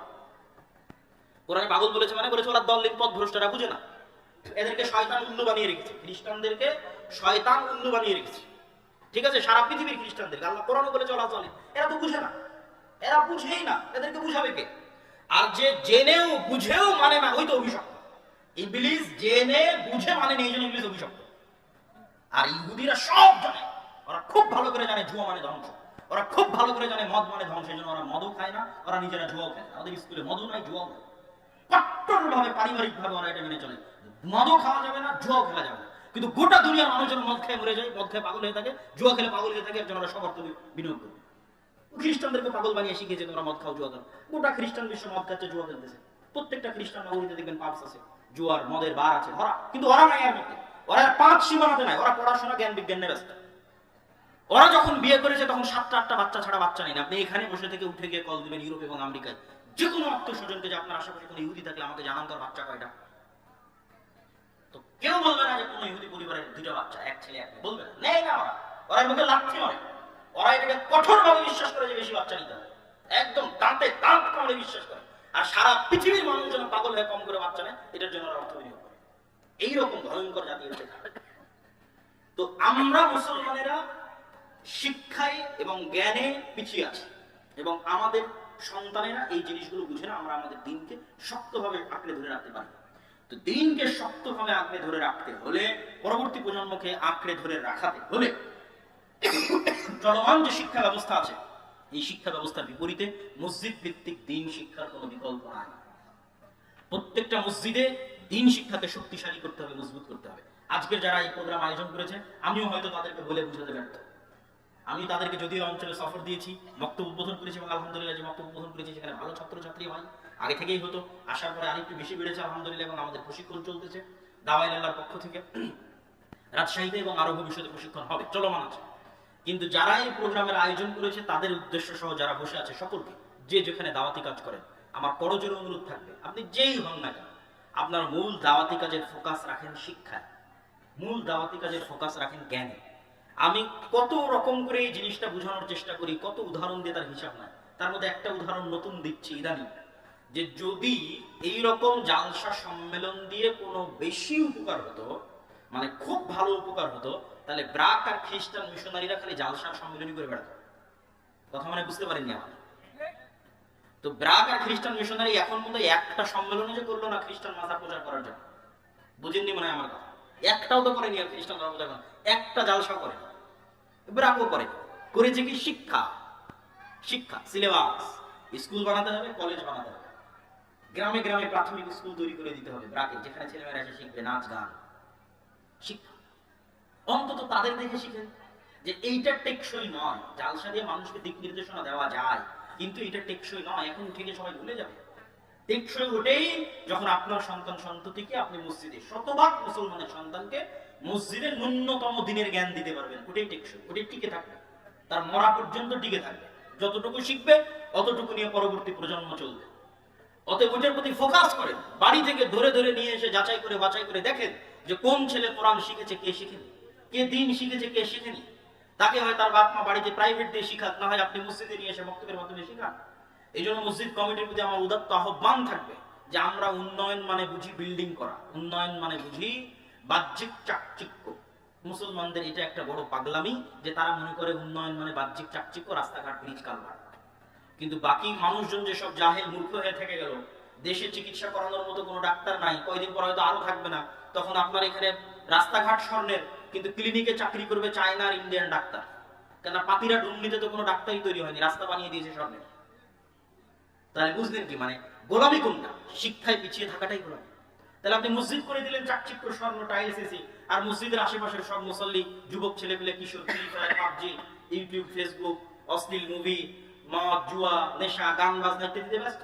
আর এখন তো গান বাজনা প্রমোট করা হচ্ছে সরকারি ভাবে, আলিয়া মাদ্রাসাগুলোতে পর্যন্ত সাংস্কৃতিক ক্লাসের নামে গান বাজনা শেখানো হচ্ছে। আলহামদুলিল্লাহ, ভয়ঙ্কর পর্যায়ে চলে গেছে আমাদের জাতি।